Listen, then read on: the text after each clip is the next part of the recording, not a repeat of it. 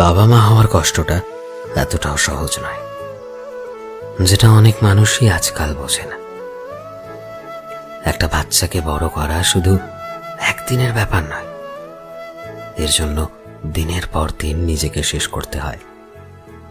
নিজের ইচ্ছেগুলোকে মেরে ফেলে সেই ইচ্ছেগুলোর ওপরে বাচ্চাদের স্বপ্নের ঘর বানাতে হয়। নিজের পছন্দের খাবার ছেড়ে তাদের পছন্দের খাবার দিতে হয়। নিজের পছন্দের জায়গা ছেড়ে তাদের পছন্দের জায়গায় যেতে হয়। বাবা মা হলে হাজারো শরীর খারাপ এলেও তোমায় তোমাদের সন্তানের জন্য কাজ করতে হয়, তাদের ভালো জীবন দেওয়ার জন্য।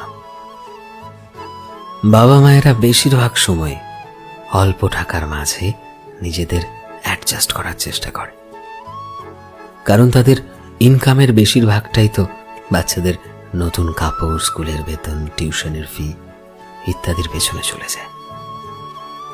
মায়ের চোখে কাজলের বদলে থাকে শুধুই তাদের সন্তানকে নিয়ে দেখা এক ঝাঁক স্বপ্নের আলো।